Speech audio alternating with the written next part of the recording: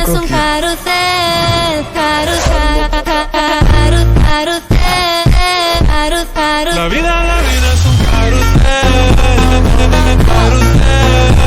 तो welcome everybody, स्वागत है आज की ब्रांड न्यू वीडियो के अंदर। हमारे एक बार और फिर से वापस आ चुका हूँ डीमन स्लेयर की मांगा को लेकर, जिसके अंदर मैं जो इन्फिनिटी कैसल आर्क को जो कवर करूंगा। और आज की इस वीडियो के अंदर मैं जो है यहाँ पे कवर करूंगा उस बैटल को जिसके अंदर में हमें जो है अपर मून वन यानी कोकोशिबो की जो बैटल है वो सानेमी, गियोमी, गेन्या और म्यूचिरो के साथ में जो बैटल होती है हमें वो जो कवर करने वाला हूँ। और हाँ, ठीक इससे पहले जो मैंने डीमन स्लेयर की इन्फिनिटी कैसल पर और बहुत सारे वीडियोस बनाए, जिसके अंदर मैंने जो है अपर मून 3 अकाजा की जो बैटल गियो और तांजीरो के साथ में होती है उसे कवर किया। साथ ही मैंने जो है अकाजा के पास्ट को भी कवर किया है। इसके अलावा मैंने जो है अपर मून 2 डोमा की जो फाइट जो कि शिनोबु के साथ में होती है उसे भी कवर किया। इसके अलावा मैंने जो है इनोस्के वर्सेस डोमा और कानाओ की बैटल को भी जो यहाँ पे कवर किया है, जिसके अंदर मैंने जो है इनोस्के के पास्ट को भी जो एक्सप्लेन किया है। इसके अलावा मैंने जो जेनेत्सु और काइगाकू के बैटल को भी जो यहाँ पे कवर किया है। और मैंने ये भी बताया कि आखिर क्यों जो है जेनेत्सु इतना ज्यादा सीरियस हो जाता है हाशिरा ट्रेनिंग के आर्क के लास्ट में। तो इन सभी वीडियोस के लिंक तो डिस्क्रिप्शन में मिल जाएगा, तो जरूर जाके एक बार प्लीज चेकआउट कर लेना। और बाकी चलो बढ़ते हैं आज की स्टोरी के अंदर में, जिसके अंदर मैं जो कवर करने वाला हूँ कोकोशिबो की बैटल जो की गियोमे, सानेमी, गेन्या और म्यूचिरो के साथ में होती है। तो बिना किसी बकवास के शुरू करते हैं। तो जैसा कि तुम्हें याद ही होगा कि जब मुजान ने जो है हाशिरा ट्रेनिंग के लास्ट के अंदर में सभी डीमन स्लेयर्स और हाशिरास को जो है यहाँ पे इन्फिनिटी कैसल के अंदर टेलीपोर्ट किया था, उस समय में सारे हाशिरास जो एक दूसरे से अलग हो गए थे और वो जो अलग अलग अपर मून से जाके भिड़ जाते हैं। इसी प्रोसेस के अंदर में जब गियोमे और म्यूचिरो जो है यहाँ पे मुजान को ढूंढ रहे होते हैं, उस समय जो है म्यूचिरो गियोमे से अलग हो जाता है और उसी के साथ साथ में वो जो जाकर जो अपर मून यानी कि कोकोशिबो से मिल जाता है। जब म्यूचिरो जो कोकोशिबो के हाथ में जब स्वॉर्ड देखता है तो वो समझ जाता है कि वो भी जो है पहले एक डीमन स्लेयर होगा जिसने जो है अब डीमन बनना एक्सेप्ट कर लिया है। और वो जो है बैटल के लिए रेडी हो जाता है। और जैसे वो अपनी स्वॉर्ड निकालता है, म्यूचिरो लिटरली पूरी तरीके से कांप रहा था, क्योंकि अपर मून वन का ऑरा इतना ज्यादा खतरनाक था कि म्यूचिरो हिल भी नहीं पा रहा था। फिर जब कोकोशिबो जो म्यूचिरो से उसका नाम पूछता है, तब म्यूचिरो जो उसे अपना नाम बताता है। और जैसे ही जो कोकोशिबो जो है म्यूचिरो का पूरा नाम सुनता है, कोकोशिबो जो है उसे ये बताता है म्यूचिरो जो कोकोशिबो के बेटे का डिसेंडेंट है, जिसे जो उसने बहुत समय पहले जो है छोड़ दिया था। म्यूचिरो को जिस बात पर विश्वास नहीं हो रहा होता कि वो उस पर्सन का डिसेंडेंट जो कि अब डीमन बन चुका है। और इसके बाद फिर म्यूचिरो जो कोकोशिबो पर जो अटैक कर देता है, पर कोकोशिबो जो वहाँ से लिटरली जो गायब हो जाता है। और जब कोकोशिबो जब ये टेक्निक देखता है तब वो बहुत ज्यादा सरप्राइज हो जाता है यहाँ पे। और इसके बाद म्यूचिरो जो अगेन अटैक करता है यहाँ पे कोकोशिबो पर, लेकिन कोकोशिबो जो म्यूचिरो की मिस्ट में जो बहुत अच्छे से जो गायब हो जाता है। और कोकोशिबो जो म्यूचिरो की इस बात पर प्रेस करता है कि इतना कम एज होने के बाद भी उसकी शॉर्ट किल जो है बहुत ज्यादा तगड़ी है और उसने जो अपनी खुद की ब्रीदिंग टेक्निक भी जो डेवलप कर ली है। और उसे अपने डिसेंडेंट से बिल्कुल यही उम्मीद थी। तो इस पर जो म्यूचिरो गुस्से में रिप्लाई करता है कि इतने 100 साल बीत चुके हैं कि अब उसके अंदर में जो है कोकोशिबो के ना ही तो सेल है ना ही उसके अंदर में उसका खून है, इसी वजह से जो है वो उससे अलग है। और म्यूचिरो जो है एक फाइनल अटैक जो कोकोशिबो पर करता है। और इसके बाद फिर कोकोशिबो जो है अपनी स्वॉर्ड को भी निकाल लेता है, क्योंकि इतने अच्छे और इतने स्किल्ड हाशिरा के अगेंस्ट में उसने अपनी स्वॉर्ड नहीं निकाल तो उसके लिए जो बहुत रूड हो जाएगा। इसी चीज को सोचकर जो कोकोशिबो अपनी स्वॉर्ड निकालता है, लिटरली एक अटैक के अंदर में जो है अपने मून ब्रीदिंग के म्यूचिरो का एक हाथ जो है काट देता है। म्यूचिरो को जो है पता भी नहीं चलता कि आखिर उसका हाथ कटा कैसे है। फिर भी म्यूचिरो जो है हार नहीं मानता और वो जो है अपने एक हाथ को तुरंत बांधकर जो ब्लीडिंग को रोक लेता है। और एक बार है जो है और फिर जो एक हाथ से जो अपने स्वॉर्ड की मदद से जो अटैक कर देता है कोकोशिबो पर। लेकिन कोकोशिबो जो है बिना अपनी स्वॉर्ड का यूज किए सिर्फ अपने एक हाथ की मदद से जो है म्यूचिरो की तलवार छीनकर जो है उसे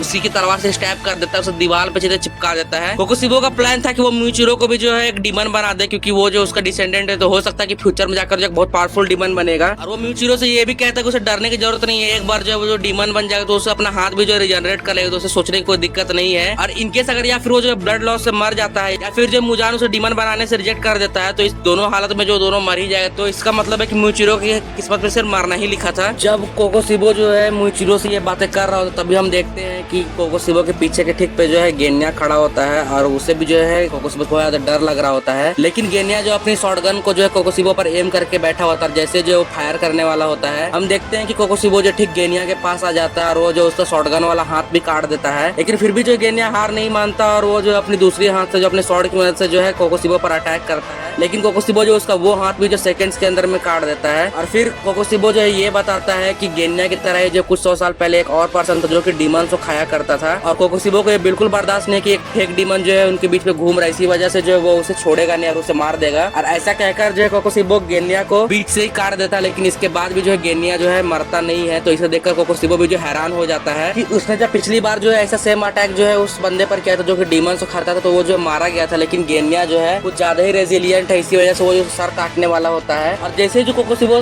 गेनिया का सर काटने वाला होता है, सानमी ठीक जो वहाँ पे एंट्री लेता है और एक अटैक के अंदर में जो है कोकोसिबो को पीछे हटने में मजबूर कर देता है और वो गेनिया को जो है बचा लेता है। फिर सानमी जो है गेनिया को आखिर डांटने लगता है कि आखिर उसने जो अपनी मॉम को भी मार दिया ताकि उसका जो भाई है वो उसे बचा सके, और वो कभी भी नहीं चाहता था कि वो जो है डीमन स्लेयर कॉर्प को ज्वाइन करे। वो चाहता था कि गेनिया जो है एक हंसता खेलता परिवार बसाए और जो है एक नेचुरल मौत मरे। गेनिया और सानमी जो है अपनी मॉम और अपने छोटे भाई बहनों के लिए कुछ भी नहीं कर पाए थे, इसीलिए वो चाहता था कि गेनिया जो है एक परिवार बसाए और सानमी ये मेक श्योर करे कि उसके आसपास कभी भी कोई डीमन ना आए और वो जो एक अच्छी खुशी लाइफ बिताए। के बाद फिर जब सानमी जो कोकोसिबो को बात करता है तो उसे धमकाने लगता है कि आखिर जो है उसने उसके भाई को मारने की हिम्मत कैसे की, इसके लिए वो उसे कभी भी माफ नहीं करेगा, उसका सर जो है धड़ से अलग कर देगा। और ये सुनने के बाद कोकोसिबो जो है गुस्सा हो जाता है और वो जो सानमी पीछे से अटैक करता है, पर सानमी जो कोकोसिबो का अटैक डॉज करके उस पर नीचे से अटैक करता है और कोकोसिबो उसे डॉज कर लेता है। फिर सानमी जो है कोकोसिबो पर बहुत ज्यादा गुस्से में जो अटैक करता है, फिर कोकोसिबो यहाँ पे फाइनली जो अपनी स्वॉर्ड को निकाल लेता है। और जब वो पहला अटैक करता है, सानमी ये देख के शॉक्ड हो जाता है कि कोकोसिबो की अटैक की रेंज बहुत तगड़ी हो, बिना अपनी स्वॉर्ड को सिंक किए हुए भी जो है बहुत तगड़े तरीके से जो है अटैक कर सकता है। और प्लस कोकोसिबो की जो बैटल है यहाँ पे सानमी के साथ वो तो चालू हो जाता है, लेकिन सानमी जो कोकोसिबो की स्टाइल को देखकर जो है बहुत ज्यादा शॉक्ड था, क्योंकि जो है कोकोसिबो पहले से एक डीमन था जिसके पास बहुत ज्यादा इंसेंट फिजियोलॉजी और स्टैमिना रिजेनरेशन पावर थी। उसके साथ साथ में जो है वो ब्रीदिंग टेक्निक्स का भी यूज कर रहा था, जिसकी वजह से उसकी पावर जो और ज्यादा बूस्ट हो जाती है। इसके अलावा वो जो स्वॉर्ड का भी इस्तेमाल करता है, इसकी वजह से उसकी पावर जो बहुत ही अलग लेवल पे चली जाती है। और इसी वजह से जो है सानमी को जो है और ज्यादा इंटरेस्टिंग लगता है कोकोसिबो, इसी वजह से वो जो है उसे बैटल करने के लिए और ज्यादा एक्साइटेड हो जाता है और उसे मारने के लिए भी जो है सानमी को ज्यादा एक्साइटेड था। और जब कोकोसिबो अटैक करता है तब जो सानमी को ये रियलाइज होता है कि कोकोसिबो के हर एक अटैक जो बहुत ज्यादा प्रिसाइज है, कि हर एक अटैक में बहुत सारे छोटे छोटे ब्लेड्स हैं जो कि उसकी मून ब्रीदिंग को दर्शाते हैं और उनसे बचना बहुत ज्यादा मुश्किल है, क्योंकि उन ब्लेड्स का जो साइज और लेंथ हमेशा चेंज होते रहते हैं। इसकी वजह से जो है टोकितो भी जो है उसे बच नहीं पाया, और अगर सानमी के पास में जो एक्सपीरियंस नहीं होता तो शायद वो भी जो है इस चीज को जो है डॉज नहीं कर पाता और वो भी जो है मारा जाता। ये चीजें सोचने के बाद फिर सानमी जो है बहुत ज्यादा एक्साइटेड होकर कोकोसिबो पर अटैक करता है, पर कोकोसिबो जो है उसका काउंटर कर लेता है। सानमी अपने ब्लेड को जो कोकोसिबो पर जो अटैक करके जो उसे ब्लॉक कर देता है, लेकिन सानमी जो है अपना हार नहीं मानता और अपने पैर से जो है गेनिया की ब्लेड को दबा लेता है और उससे जो है कोकोसिबो पर अटैक करता है, लेकिन वो अटैक भी जो उस पर फेल हो जाता है। फिर दोनों के बीच के बैटल चालू हो जाते हैं और दोनों पूरी ताकत से जो है अपने ब्रीदिंग स्टाइल का यूज करते हैं। धीरे धीरे जो कोकोसिबो जो अपने अटैक्स की जो स्पीड है उसे बढ़ाने लगता है ताकि वो जो है सानमी को मार सके, लेकिन कोकोसिबो जो इस बात से सरप्राइज होता है कि देखो जितने ज्यादा स्पीड से जो है कोकोसिबो अटैक कर रहा है, सानमी जो है उस अटैक को जो है पूरी तरीके से यहाँ पे मैच कर रहा होता है। और ये देखकर जो है कोकोसिबो भी समझ नहीं पा रहा था कि आखिर जो ये कैसा ह्यूमन है जो कि उसके अटैक्स को इतनी तगड़े तरीके से जो मैच कर रहा है। लेकिन रियलिटी गाइस ये थे कि जहाँ पे कोकोसिबो जो है सोच रहा था कि सानमी जो है उसकी टेक्निक से जो कीप अप कर रहा है, वहीं पे सानमी को ऐसा लग रहा था कि उसके अटैक की रेंज जो इतनी ज्यादा बढ़ चुकी है कि अगर गलती से सानमी ने एक आंख झपकाई भी तो वो जो है मारा जा सकता है। और हम यहाँ पे देख पा रहे थे कि सानमी जो यहाँ पे साफ साफ जो है स्ट्रगल कर रहा होता है कोकोसिबो के अगेंस्ट में। लेकिन फिर लास्ट के अंदर में कोकोसिबो जो है ये बताता है कि आखिर उसने कैसे जो है कुछ 100 साल पहले ही जो है अपने